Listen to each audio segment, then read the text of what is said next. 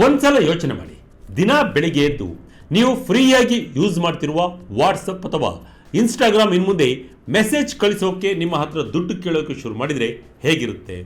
S ವೀಕ್ಷಕರೇ, ಇದು ಸುಮ್ಮನೆ ತಮಾಷೆ ಅಲ್ಲ, ಮುಗಿಯಿತು ಫ್ರೀ ಯುಗ. ಮೆಟಾದಿಂದ ಸಬ್ಸ್ಕ್ರಿಪ್ಷನ್ ಪ್ಲಾನ್ ಶುರುವಾಗಿದೆ. ಅಷ್ಟಕ್ಕೂ ಜುಕರ್ಬರ್ಗ್ಗೆ ಯಾಕಿಷ್ಟು ಹಣದ ಹಸಿವು? ಇಷ್ಟು ವರ್ಷ ಫ್ರೀಯಾಗಿದ್ದ ಸೋಷಿಯಲ್ ಮೀಡಿಯಾ ಈಗ ಪೇಯ್ಡ್ ಆಗ್ತಿರೋದರ ಹಿಂದಿನ ಅಸಲಿ ರಹಸ್ಯವೇನು ಗೊತ್ತಾ? ಎಸ್ ವೀಕ್ಷಕರೇ, ಇದು ಸುಮ್ಮನೆ ತಮಾಷೆ ಅಲ್ಲ. ಮೊನ್ನೆ ತಾನೇ ನಮ್ಮ ಕೊಲಿಗೊಬ್ಬರು ಆಫೀಸ್ನಲ್ಲಿ ತಮ್ಮ ಲ್ಯಾಪ್ಟಾಪ್ನಲ್ಲಿ ವಾಟ್ಸಪ್ ವೆಬ್ ಲೋಡ್ ಮಾಡ್ತಿದ್ದ ಹಾಗೆ ಅವರ ಸ್ಕ್ರೀನ್ ಮೇಲೆ ಒಂದು ಪುಟ್ಟ ನೋಟಿಫಿಕೇಶನ್ ಬಂತು. ಅದೇನಪ್ಪ ಅಂದರೆ ವಾಟ್ಸಪ್ ಪ್ಲಸ್ಗೆ ಅಪ್ಗ್ರೇಡ್ ಮಾಡಿಕೊಳ್ಳಿ ಅಂತ. ಏನಿದು ವಾಟ್ಸಪ್ ಪ್ಲಸ್? ನಮ್ಮ ಮೆಟಾ ಕಂಪನಿಯ ಬಾಸ್ ಮಾರ್ಕ್ ಜುಗರ್ಬರ್ಗ್ಗೆ ಇಷ್ಟೊಂದು ಹಣದ ಹಸಿವು ಯಾಕೆ ಶುರುವಾಗಿದೆ? ಇಷ್ಟು ವರ್ಷ ಫ್ರೀಯಾಗಿದ್ದ ವಾಟ್ಸಪ್, ಇನ್ಸ್ಟಾಗ್ರಾಮ್, ಫೇಸ್ಬುಕ್ ಇನ್ಮುಂದೆ ಪೇಯ್ಡ್ ಆಗ್ತಾ ಇದೆಯಾ? ಎಸ್ ವೀಕ್ಷಕರೇ, ಜಗತ್ತಿನಾದ್ಯಂತ ಮೆಟಾ ಕಂಪನಿ ತನ್ನ ಫ್ಲಾಗ್ಶಿಪ್ ಆ್ಯಪ್ಗಳಾದ ಫೇಸ್ಬುಕ್, ಇನ್ಸ್ಟಾಗ್ರಾಮ್ ಮತ್ತು ವಾಟ್ಸಪ್ಗೆ ಪೇಯ್ಡ್ ಸಬ್ಸ್ಕ್ರಿಪ್ಷನ್ ಪ್ಲಾನ್ಗಳನ್ನು ತರ್ತಾ ಇದೆಯಾ? ಹಾಗಾದರೆ ಮೆಟಾ ಕಂಪನಿ ಹಠಾತ್ತನೆ ಯಾಕೆ ಇಂತಹ ನಿರ್ಧಾರ ತೆಗೆದುಕೊಂಡಿದೆ? ಇದರ ಹಿಂದೆ ಇರುವ ಅಸಲಿ ಕಾರಣವೇನು? ಒಂದು ವೇಳೆ ನಾವೇನಾದರೂ ಮೆಟಾ ಆ್ಯಪ್ಸ್ಗಳಿಗೆ ದುಡ್ಡು ಕೊಡಲ್ಲ ಅಂದರೆ ಏನು ಮಾಡಬಹುದು? ನಮ್ಮ ಭಾರತದಲ್ಲೇ ತಯಾರಾಗಿರುವ ಸ್ವದೇಶಿ ಆ್ಯಪ್ಗಳು ಯಾವ್ಯಾವು? ಇವತ್ತಿನ ವಿಡಿಯೋದಲ್ಲಿ ನಾವು ಇದನ್ನು ತುಂಬ ಸಿಂಪಲ್ ಆಗಿ ಮತ್ತು ಇಂಟ್ರೆಸ್ಟ್ ಆಗಿ ಡೀಟೇಲ್ ಆಗಿ ನೋಡೋಣ ಬನ್ನಿ. ಮುಗೀತು ಫ್ರೀ ಯುಗ, ಮೆಟಾದಿಂದ ಸಬ್ಸ್ಕ್ರಿಪ್ಷನ್ ಶುರು. ವಾಟ್ಸಪ್ ಪ್ಲಸ್, ಇನ್ಸ್ಟಾಗ್ರಾಮ್ ಪ್ಲಸ್ ಬೆಲೆ ಎಷ್ಟು? ವೀಕ್ಷಕರೇ, ನಾವು ಮೊದಲು ಹೊಸ ಸಬ್ಸ್ಕ್ರಿಪ್ಷನ್ ಪ್ಲಾನ್ಗಳನ್ನು ಏನಪ್ಪ ಅನ್ನೋದನ್ನು ಅರ್ಥ ಮಾಡಿಕೊಳ್ಳೋಣ. ಇಷ್ಟು ದಿನ ನಾವು ಮೆಟಾ ವೆರಿಫೈಡ್ ಅಥವಾ ಬ್ಲೂಟಿಕ್ ಬಗ್ಗೆ ಕೇಳಿದ್ವಿ. ಆದರೆ ಈಗ ಮೆಟಾ ಕಂಪನಿ ಪ್ರತಿಯೊಂದು ಆ್ಯಪ್ಗೂ ಪ್ಲಸ್ ಪ್ಲಾನ್ಗಳನ್ನು ಲಾಂಚ್ ಮಾಡ್ತಾ ಇದೆ. ಇದರಲ್ಲಿ ನಮಗೆ ಏನೆಲ್ಲ ಸಿಗುತ್ತೆ ಗೊತ್ತಾ? ನೀವು ಇನ್ಸ್ಟಾಗ್ರಾಮ್ ಪ್ಲಸ್ ತಗೊಂಡ್ರೆ ನಿಮ್ಮ ಸ್ಟೋರಿಯನ್ನು ಎಷ್ಟು ಜನ ಮತ್ತೆ ಮತ್ತೆ ನೋಡ್ತಿದ್ದಾರೆ ಅನ್ನೋದನ್ನು ತಿಳ್ಕೊಬಹುದು. ಕ್ಲೋಸ್ ಫ್ರೆಂಡ್ಸ್ ಅಲ್ಲದೆ ಬೇರೆ ಅನ್ಲಿಮಿಟೆಡ್ ಆಡಿಯನ್ಸ್ ಲಿಸ್ಟ್ ಮಾಡ್ಕೋಬಹುದು. ಇನ್ನು ನಿಮ್ಮ ಸ್ಟೋರಿಯನ್ನು ವೀಕ್ಲಿ ಒಮ್ಮೆ ಹೈಲೈಟ್ ಮಾಡಿ ಜಾಸ್ತಿ ವ್ಯೂಸ್ ತರ್ಬೋದು. ಯಾರಿಗೂ ಗೊತ್ತಾಗದ ಹಾಗೆ ಬೇರೆಯವರ ಸ್ಟೋರಿಯನ್ನು ಸದ್ದಿಲ್ಲದೆ ಪ್ರಿವ್ಯೂ ಮಾಡಬಹುದು. ಇದರ ಜೊತೆಗೆ ಕಸ್ಟಮ್ಸ್ ಆ್ಯಪ್ ಐಕಾನ್ಗಳು, ಪ್ರೊಫೈಲ್ ಬಯೋಗೆ ಕಸ್ಟಮ್ ಫಾಂಟ್ಗಳು ಮತ್ತು ಸೂಪರ್ ರಿಯಾಕ್ಷನ್ಗಳ ಫೀಚರ್ಸ್ ಸಿಗುತ್ತವೆ. ಇನ್ನು ವಾಟ್ಸಪ್ ಪ್ಲಸ್ ವಿಷಯಕ್ಕೆ ಬಂದರೆ ಇದರಲ್ಲಿ ನಿಮಗೆ ಬೇಕಾದ ಹಾಗೆ ಆ್ಯಪ್ ಥೀಮ್ಸ್ ಸೆಟ್ ಮಾಡಬಹುದು, ಕಸ್ಟಮ್ ರಿಂಗ್ ಟೋನ್ಗಳು ಸಿಗುತ್ತವೆ, ಎಕ್ಸ್ಟ್ರಾ ಚಾಟ್ಗಳು ಪಿನ್ ಮಾಡಬಹುದು ಮತ್ತು ಪ್ರೀಮಿಯಂ ಸ್ಟಿಕ್ಕರ್ಗಳು ಕೂಡ ಸಿಗುತ್ತವೆ. ಸದ್ಯಕ್ಕೆ ಭಾರತದಲ್ಲಿ ವಾಟ್ಸಪ್ ಪ್ಲಸ್ಗೆ ತಿಂಗಳಿಗೆ 99 ರೂಪಾಯಿ ಇಡಲಾಗಿದೆ. ಆದರೆ ಮೊದಲ 6 ತಿಂಗಳು 50% ಡಿಸ್ಕೌಂಟ್ ಇರುತ್ತೆ. ಇನ್ನು ಇನ್ಸ್ಟಾಗ್ರಾಮ್ ಪ್ಲಸ್ ಮತ್ತು ಫೇಸ್ಬುಕ್ ಪ್ಲಸ್ ಬೆಲೆ ಕೂಡ ತಿಂಗಳಿಗೆ ತಲಾ 99 ರೂಪಾಯಿ ಇದೆ. ಜಾಗತಿಕವಾಗಿ $3.99 ಶುಲ್ಕವನ್ನು ಮೆಟಾ ಫಿಕ್ಸ್ ಮಾಡಿದೆ. ಗೂಗಲ್ ಒನ್ ಮಾಡೆಲ್ ಕಾಪಿ ಮಾಡಿದ ಮೆಟಾ. ಇಷ್ಟೇ ಅಲ್ಲ ವೀಕ್ಷಕರೇ, ಮೆಟಾ ಕಂಪನಿ ಪವರ್ ಯೂಸರ್ಸ್ ಮತ್ತು ಆರ್ಟಿಫಿಷಿಯಲ್ ಇಂಟೆಲಿಜೆನ್ಸ್ ಅಥವಾ AI ಬಳಸುವವರಿಗಾಗಿ ಮೆಟಾ ಒನ್ ಅನ್ನು ಹೊಸ ಬ್ರ್ಯಾಂಡ್ ತರ್ತಾ ಇದೆ. ಇದರಲ್ಲಿ ಮೆಟಾ ಒನ್ ಪ್ಲಸ್ ಬೆಲೆ ತಿಂಗಳಿಗೆ ಬರೋಬ್ಬರಿ $775 ರೂಪಾಯಿ ಅಂದರೆ $7.99 ಇದ್ರೆ ಮೆಟಾ ಒನ್ ಪ್ರೀಮಿಯಂ ಬೆಲೆ ತಿಂಗಳಿಗೆ ಬರೋಬ್ಬರಿ $1939 ರೂಪಾಯಿ ಅಂದರೆ $19.99 ಆಗಿದೆ.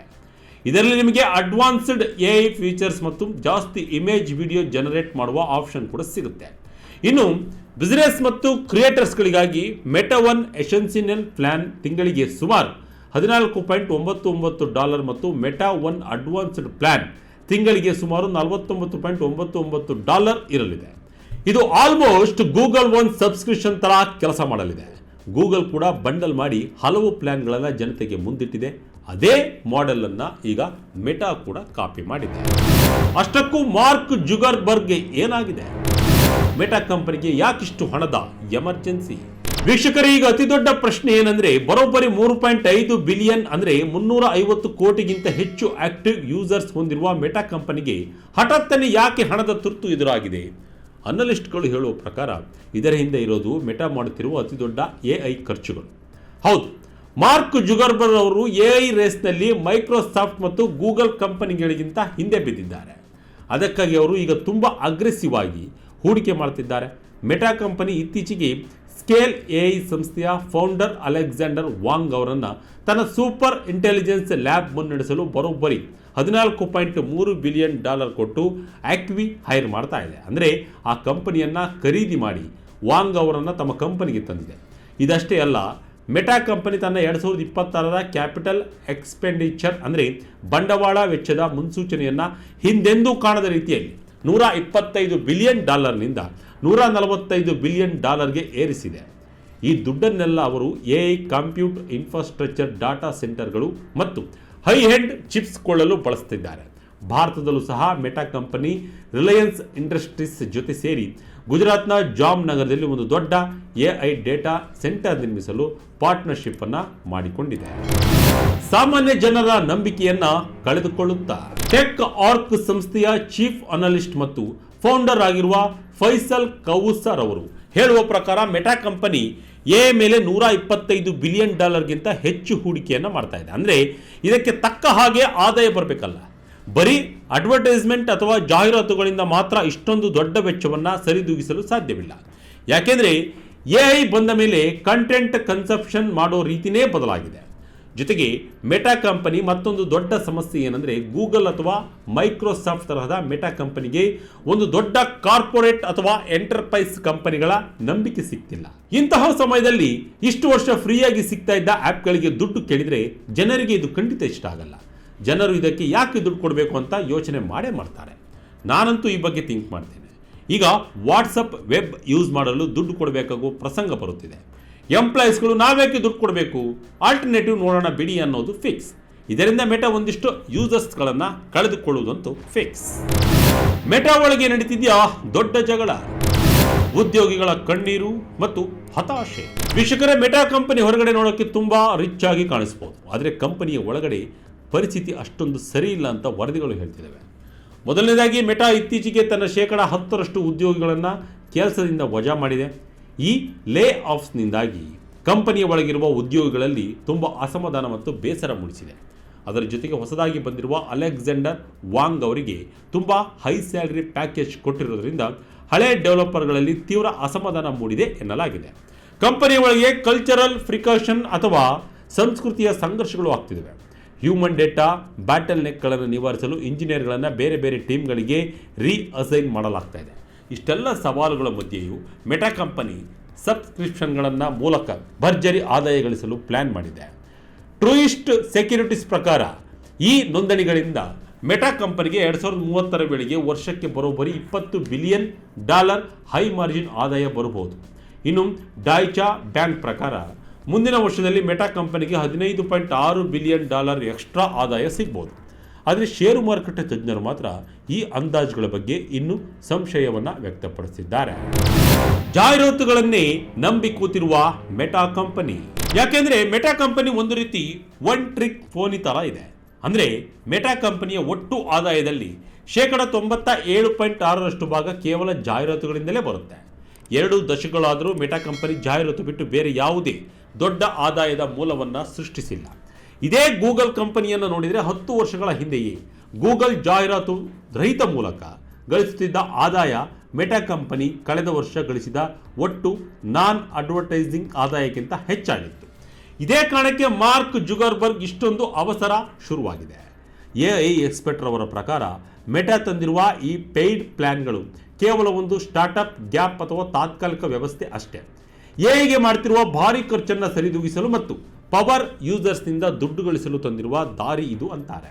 ಇನ್ನೊಂದು ಕ್ಲಾರಿಫಿಕೇಶನ್ ಏನಂದರೆ, ದುಡ್ಡು ಕಟ್ಟಿಲ್ಲ ಅಂದರೆ ಪೂರ್ತಿ ಆ್ಯಪ್ಗಳು ಕೆಲಸ ಮಾಡೋದನ್ನು ನಿಲ್ಲಿಸಲ್ಲ. ಒಂದಿಷ್ಟು ಫ್ಯೂಚರ್ಗಳು ನಿಮ್ಮಿಂದ ದೂರ ಆಗ್ಬೋದು. ಮೆಟಾ AIಯನ್ನು ಫ್ರೀ ಪ್ಲಾನ್ನಿಂದ ಹೊರಗಿಡುವ ಕೆಲಸ ಆಗುತ್ತದೆ. ಜೊತೆಗೆ ಆ್ಯಡ್ಗಳು ಮತ್ತಷ್ಟು ಬರುವ ಸಾಧ್ಯತೆ ಇದೆ. ನಮ್ಮದೇ ದೇಶದ ಆ್ಯಪ್ಸ್ಗಳಿಗೆ ಸುವರ್ಣ ಅವಕಾಶ. ಸಂದೇಶ್ ಅರೆಟೈ ಆ್ಯಪ್ಗಳು ಕ್ರಾಂತಿ ಮಾಡ್ತಾವ. ವೀಕ್ಷಕರೇ, ಈಗ ಇನ್ನೊಂದು ಆ್ಯಂಗಲ್ ಅನ್ನು ನೋಡೋಣ. ಒಂದು ವೇಳೆ ನಾವೇನಾದರೂ ಮೆಟಾ ಕಂಪನಿಗೆ ತಿಂಗಳು ಹಣ ಕೊಡೋಕ್ಕೆ ಇಷ್ಟಪಡದಿದ್ರೆ ನಮ್ಮ ಹತ್ತಿರ ಇರೋ ಬೇರೆ ಆಪ್ಷನ್ ಏನು ಗೊತ್ತಾ? ವಿಷಯ ಏನಂದರೆ, ನಮ್ಮ ಭಾರತದಲ್ಲೇ ತಯಾರಾಗಿರುವ ಭರ್ಜರಿ ಸ್ವದೇಶಿ ಆ್ಯಪ್ಗಳು ಇವತ್ತು ಮಾರ್ಕೆಟ್ನಲ್ಲಿ ಇವು ನಮ್ಮ ದೇಶದ ಸಂಸ್ಕೃತಿಗೆ ತಕ್ಕ ಹಾಗೆ ಲೋಕಲ್ ಭಾಷೆಗಳಲ್ಲಿ ಸಿಗುತ್ತವೆ ಮತ್ತು ನಮ್ಮ ದೇಶದ ಡಾಟಾ ಪ್ರೊಟೆಕ್ಷನ್ ನಿಯಮಗಳನ್ನು ಸರಿಯಾಗಿ ಪಾಲಿಸುತ್ತವೆ. ಬನ್ನಿ ಈ ಆ್ಯಪ್ಗಳು ಯಾವ್ಯಾವ ಅಂತ ನೋಡೋಣ. ಮೊದಲನೇದಾಗಿ ವಾಟ್ಸಪ್ಗೆ ಆಲ್ಟರ್ನೇಟಿವ್ ಅನ್ನು ನಾವು ನೋಡ್ತಾ ಹೋದರೆ ಫಸ್ಟ್ ಸಂದೇಶ್ ಎನ್ನುವ ಆ್ಯಪ್ ಇದೆ. ಇದನ್ನು ಭಾರತ ಸರ್ಕಾರವೇ ಡೆವಲಪ್ ಮಾಡಿದೆ. ಇದು ತುಂಬ ಸುರಕ್ಷಿತವಾಗಿದ್ದು ಎಂಡ್ ಟು ಎಂಡ್ ಎನ್ಕ್ರಿಪ್ಷನ್ ಹೊಂದಿದೆ. ಇದರಲ್ಲಿ ನೀವು ಗ್ರೂಪ್ ಚಾಟ್ಸ್ ಮತ್ತು ಫೈಲ್ ಶೇರಿಂಗ್ ಮಾಡಬಹುದು. ಇನ್ನು ಕೆಲ ದಿನಗಳ ಹಿಂದಷ್ಟೇ ಸುದ್ದಿ ಮಾಡಿದ ಅರೆಟೈ ಆ್ಯಪ್ ಕೂಡ ಇದೆ. ಚೆನ್ನೈನ ಪ್ರಸಿದ್ಧ ಜೋಹೋ ಕಂಪನಿ ಅಭಿವೃದ್ಧಿಪಡಿಸಿರುವ ಪ್ರೈವಸಿ ಫೋಕಸ್ಡ್ ಮೆಸೇಜಿಂಗ್ ಆ್ಯಪ್ ಇದು. ಇದರಲ್ಲಿ ಸೆಕ್ಯೂರ್ ವಾಯ್ಸ್ ಮತ್ತು ವಿಡಿಯೋ ಕಾಲಿಂಗ್ ಮಾಡಬಹುದು. ಇದರ ಜೊತೆ ಜಿಯೋ ಮಿಟ್ ಇದೆ. ರಿಲಯನ್ಸ್ ಜಿಯೋ ರವರ ಈ ಆ್ಯಪ್ ವಿಡಿಯೋ ಕಾನ್ಫರೆನ್ಸಿಂಗ್ ಮತ್ತು ವಿಡಿಯೋ ರೂಮ್ಸ್ಗೆ ಅತ್ಯುತ್ತಮವಾಗಿದೆ. ಅದಲ್ಲದೆ ಟ್ರೂಪ್ ಮೆಸೇಜರ್ ಕೂಡ ಇದ್ದು ಇದು ಬಿಸಿನೆಸ್ ಮತ್ತು ಆಫೀಸ್ ಕಮ್ಯುನಿಕೇಷನ್ಗೆ ಸೂಕ್ತವಾದ ಭಾರತೀಯ ಆ್ಯಪ್ ಆಗಿದೆ. ಇನ್ನು ಗ್ಲೋಬಲ್ ಆಗಿ ಪ್ರವಹಿಸಬೇಕು ಅಂದರೆ ಸೆಕ್ಯೂರ್ ಆಗಿರುವ ಸಿಗ್ನಲ್ ಅಥವಾ ಜಾಸ್ತಿ ಫೀಚರ್ಸ್ ಇರುವ ಟೆಲಿಗ್ರಾಮ್ ಕೂಡ ವಾಟ್ಸಪ್ಗೆ ಒಳ್ಳೆಯ ಪರ್ಯಾಯಗಳು. ನೀವು ಯಾವುದನ್ನ ಬೇಕಾದರೂ ಚೂಸ್ ಮಾಡಬಹುದು. ವಾಟ್ಸಪ್ ಇನ್ಸ್ಟಾಗ್ರಾಮ್ಗೂ ಇವೆ ಆಲ್ಟರ್ನೇಟಿವ್ಸ್. ಇನ್ನು ಎರಡನೇದಾಗಿ ಫೇಸ್ಬುಕ್ಗೆ ಪರ್ಯಾಯವಾಗಿರುವ ಸ್ವದೇಶಿ ಆ್ಯಪ್ಗಳನ್ನು ನೋಡಿದರೆ ಶೇರ್ ಚಾಟ್ ಬರುತ್ತವೆ. ಇದು ಭಾರತದ ನಂಬರ್ 1 ಪ್ರಾದೇಶಿಕ ನೆಟ್ವರ್ಕಿಂಗ್ ಪ್ಲಾಟ್ಫಾರ್ಮ್ ಆಗಿದೆ. ಕನ್ನಡ ಸೇರಿದಂತೆ 15ಕ್ಕೂ ಹೆಚ್ಚು ಭಾರತೀಯ ಭಾಷೆಗಳಲ್ಲಿ ಇದು ಲಭ್ಯವಿದ್ದು ಮೀಮ್ಸ್ ಶೇರ್ ಮಾಡಲು ತುಂಬ ಚೆನ್ನಾಗಿದೆ.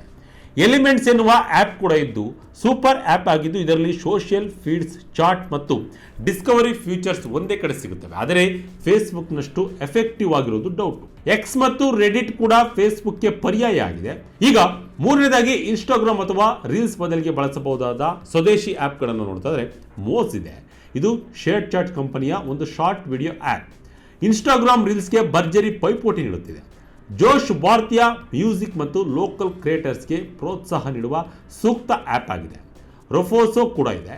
ಲೈವ್ ಕಾಮರ್ಸ್ ಮತ್ತು ಶಾರ್ಟ್ ವಿಡಿಯೋ ಹೊಂದಿರುವ ಕ್ರಿಯೇಟಿವ್ ಆ್ಯಪ್ ಆಗಿದೆ. ಇನ್ನು ಚಿಂಗಾರಿ ಆ್ಯಪ್ ಕೂಡ ಇದ್ದು ವೆಬ್3 ಮಾದರಿಯಲ್ಲಿ ಕ್ರಿಯೇಟರ್ಸ್ಗೆ ಆದಾಯ ತಂದುಕೊಡುವ ಶಾರ್ಟ್ ವಿಡಿಯೋ ಪ್ಲಾಟ್ಫಾರ್ಮ್ ಇದೆ. ಇವೆಲ್ಲವೂ ಮೆಟಾ ಆ್ಯಪ್ಗಳಂತೆ ಜನರಿಗೆ ಇಷ್ಟವಾಗೋದು ಡೌಟ್. ಅಷ್ಟರ ಮಟ್ಟಿಗೆ ಕ್ಲೀನ್ ಆ್ಯಂಡ್ ಈಸಿ ಫೀಡ್ ನಿಮಗೆ ಸಿಗದೇ ಇರಬಹುದು. ಆದರೆ ಮುಖ್ಯ ವಿಷಯ ಏನಂದರೆ ಇದರಲ್ಲಿ ಎಲ್ಲ ಡಾಟಾ ಭಾರತದಲ್ಲಿರುವ ಸರ್ವರ್ಗಳಲ್ಲಿ ಸ್ಟೋರ್ ಆಗುತ್ತೆ. ಇದನ್ನು ಬಿಟ್ಟು ಗ್ಲೋಬಲ್ ಆಗಿ ನಮಗೆ ಸ್ನ್ಯಾಪ್ಚಾಟ್ ಮತ್ತು ಡಿಸೈನ್ ಐಡಿಯಾಗಳಿಗೆ ಪ್ರಿಂಟೆಸ್ಟ್ ಕೂಡ ಉತ್ತಮ ಆಪ್ಷನ್ಗಳಾಗಿವೆ. ಒಟ್ಟಿನಲ್ಲಿ ಮಾರ್ಕ್ ಜುಗರ್ಬರ್ಗ್ ರವರು ತರುತ್ತಿರುವ ಈ ಹೊಸ ಪೇಯ್ಡ್ ಸಬ್ಸ್ಕ್ರಿಪ್ಷನ್ ಪ್ಲಾನ್ಗಳು ಮುಂದಿನ ದಿನಗಳಲ್ಲಿ ಇಂಟರ್ನೆಟ್ ಜಗತ್ತನ್ನು ಹೇಗೆ ಬದಲಾಯಿಸುತ್ತವೆ ಅನ್ನೋದನ್ನು ಕಾದು ನೋಡಬೇಕು. ಉಚಿತವಾಗಿದ್ದ ಸೋಷಿಯಲ್ ಮೀಡಿಯಾ ಯುಗ ಈಗ ನಿಧಾನವಾಗಿ ಮುಗಿಯುತ್ತಿದೆಯಾ ಅನ್ನೋ ಅನುಮಾನ ಮೂಡ್ತಾ ಇದೆ. ಆದರೆ ನಮಗೆ ಯಾವುದೇ ಆತಂಕ ಬೇಡ. ಯಾಕಂದರೆ ನಮ್ಮ ದೇಶದಲ್ಲೇ ತಯಾರಾಗಿರುವ ಭರ್ಜರಿ ಸ್ವದೇಶಿ ಆ್ಯಪ್ಗಳು ಈಗ ನಮಗಾಗಿ ರೆಡಿಯಾಗಿವೆ. ಹಾಗಾದರೆ ವೀಕ್ಷಕರೇ, ನೀವೇನು ಹೇಳ್ತೀರಿ?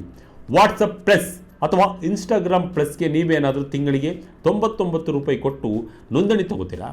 ಅಥವಾ ನಮ್ಮದೇ ದೇಶದ ಸ್ವದೇಶಿ ಆ್ಯಪ್ಗೆ ಶಿಫ್ಟ್ ಆಗ್ತೀರಾ? ನಿಮ್ಮ ಅನಿಸಿಕೆಯನ್ನು ಕಮೆಂಟ್ ಮೂಲಕ ತಿಳಿಸಿ. ಇದಾಗಿತ್ತು ಈ ಕ್ಷಣದ ಇಂಟ್ರೆಸ್ಟಿಂಗ್ ಸ್ಟೋರಿ. ಇದೇ ರೀತಿ ಸ್ಟೋರಿಗಾಗಿ Vijaya Kanaka website, YouTube page, Facebook page follow ಮಾಡ್ತಾ ಇರಿ. ಧನ್ಯವಾದಗಳು.